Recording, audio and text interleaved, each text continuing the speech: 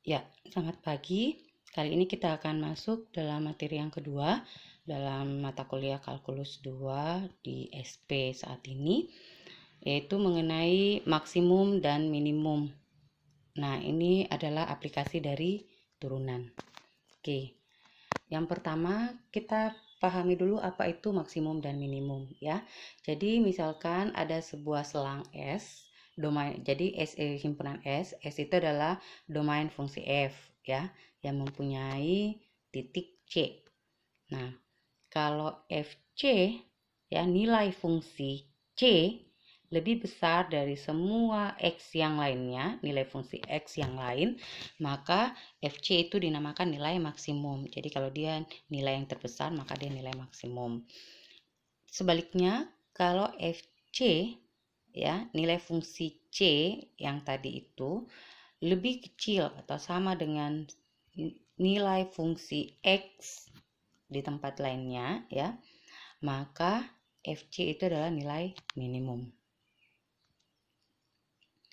Nah, kalau FC itu adalah berupa nilai maksimum atau dia adalah nilai minimum, maka nilai fungsi C itu dinamakan nilai ekstrim.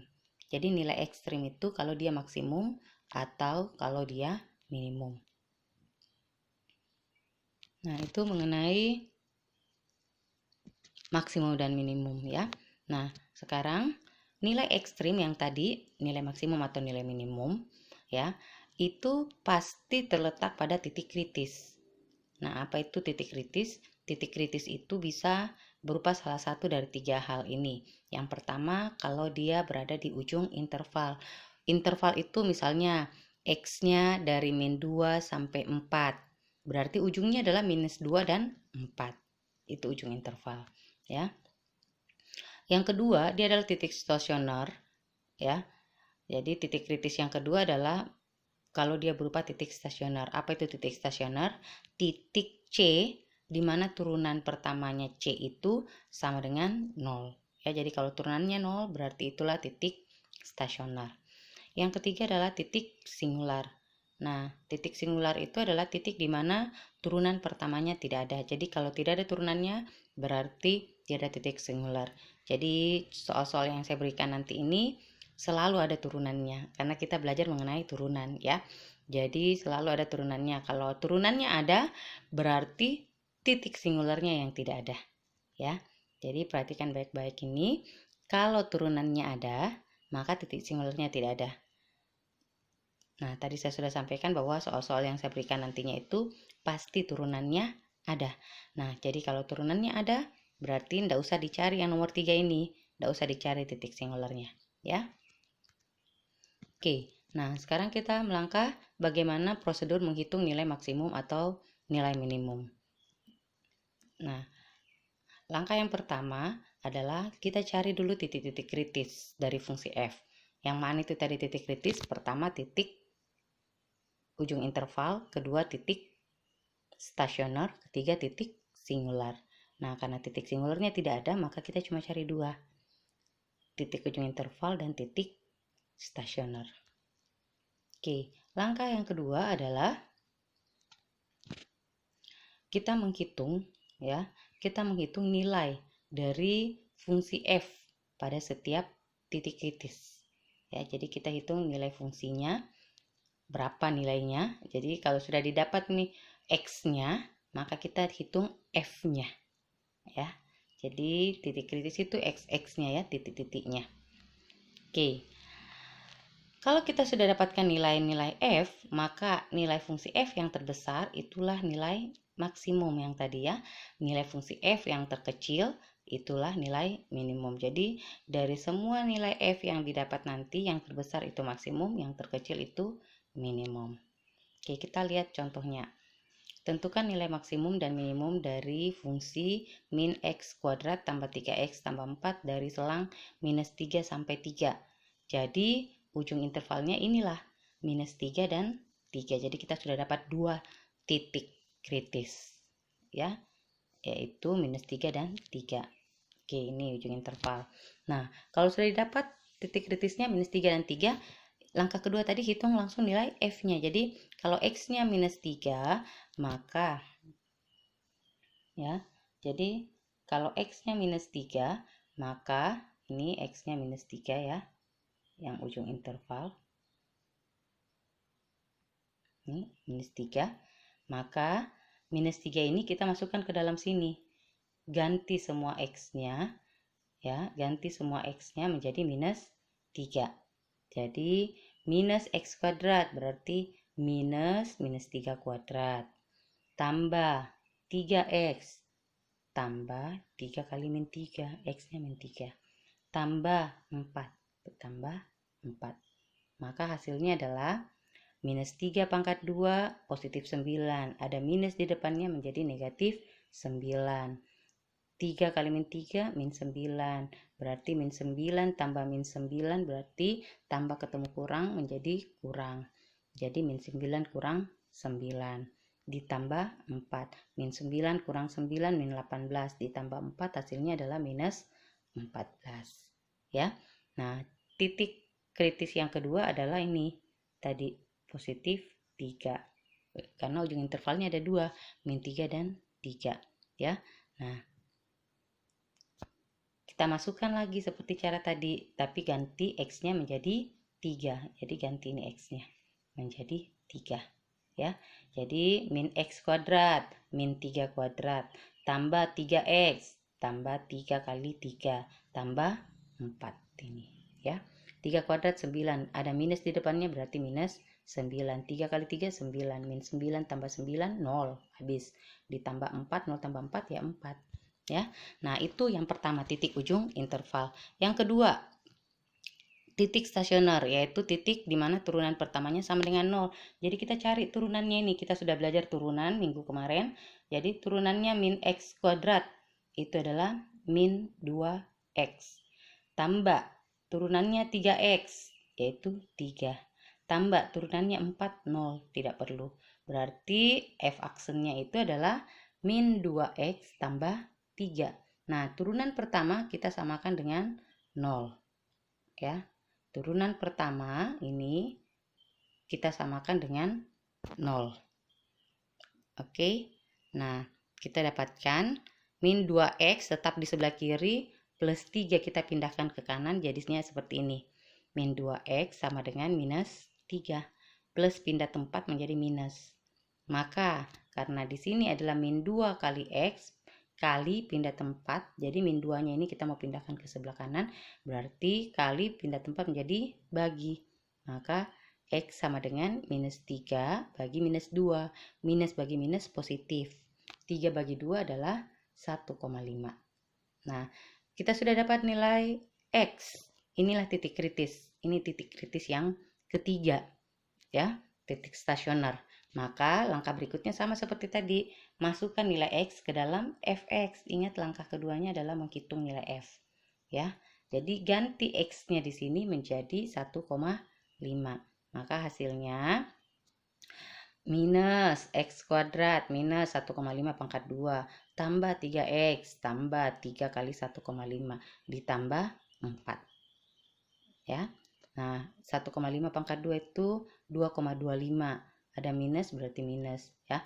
Ini ada 5-nya di sini ya, minus 2,25. 3 kali 1,5 4,5. Jadi 2,25 tambah 4,5 positif 2,25 ditambah 4. Ini minus ya, ditambah 4,5. Jadi ditambah 4 hasilnya 6,25. Ya, jadi kita sudah lihat 3 nilai F, yaitu min 14, 4, dan 6,25. Nah, titik kritis yang ketiga saya sudah sampaikan tadi, kita tidak perlu cari sebenarnya titik singular ya. Karena turunan pertamanya selalu ada, ini turunan pertamanya ada, maka titik singular yang tidak ada ya. Titik singularnya tidak ada. Oke, kalau begitu kita tinggal melihat dari 3 nilai ini, min 14, 4, dan 6,25, mana yang terbesar? Itulah nilai maksimum. Yang terbesar adalah 6,25. Jadi maksimumnya adalah 6,25. Yang terkecil mana antara min 14, 4, dan 6,25? Tentu yang terkecil adalah minus 14. Maka nilai minimumnya adalah minus 14. Ya, jadi maksimumnya 6,25, minimumnya minus 14. Kita ambil satu contoh lagi supaya lebih paham. Oke, tentukan nilai maksimum dan minimum dari f(x) sama dengan min 2x pangkat 3 tambah 3x kuadrat. Selangnya dari minus 1/2 atau min 0,5 sampai 2. Berarti titik kritis yang pertama adalah min 1/2 ujung interval ya, dan 2. Oke, jadi ujung intervalnya min 1/2, masukkan min 1/2 itu sama aja dengan minus 0,5, masukkan ke dalam sini. Minus 2 kali min 0,5 pangkat 3 tambah 3 kali min 0,5 pangkat 2 ya. Nah, hasilnya adalah 1. Nih, bisa Anda hitung pakai kalkulator. Min 0,5 pangkat 3 min kali min kali min kembali min ya. 0,5 kali 0,5 kali 0,5 dapatnya 0,125 dikali minus 2. Minus kali minus positif, jadi positif 0,25. Min 0,5 pangkat 2 min kali min positif 0,5 kali 0,5 0,25 dikali 3 dapatnya 0,75.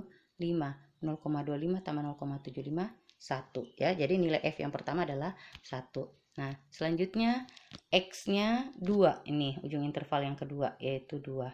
Nah, masukkan ke dalam sini. Min 2 kali 2 pangkat 3 tambah 3 kali 2 pangkat 2. Ya. Jadi hasilnya adalah 2 pangkat 3, 8 kali min 2, min 16. 2 pangkat 2, 4 kali 3, 12. Min 16 tambah 12, yaitu minus 4. Jadi kita sudah dapatkan dua nilai F, yaitu 1 dan minus 4.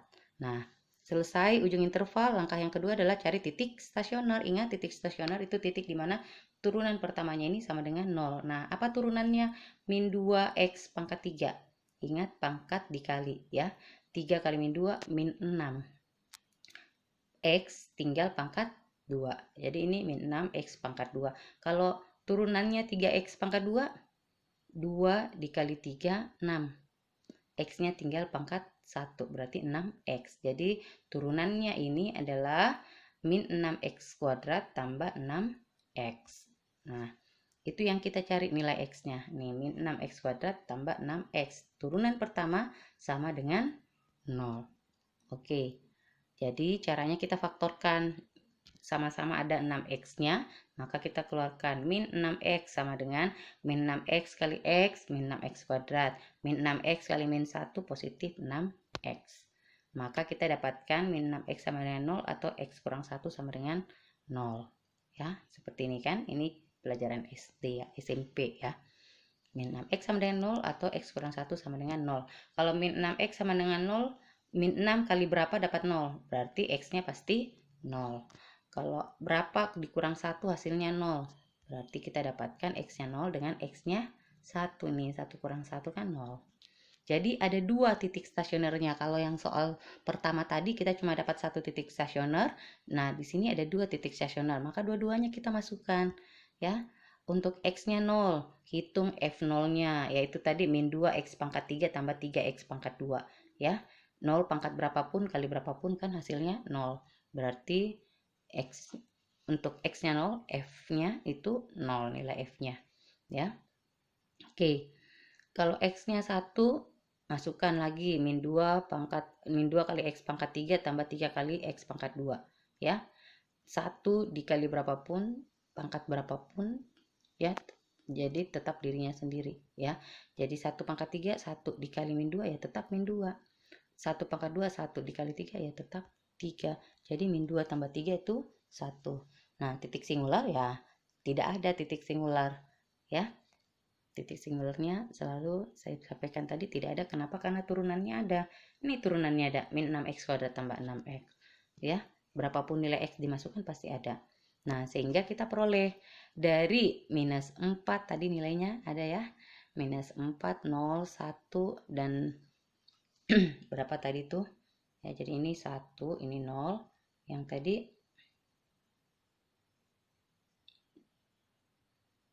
Nih 1 minus 4 ya, 1 minus 4,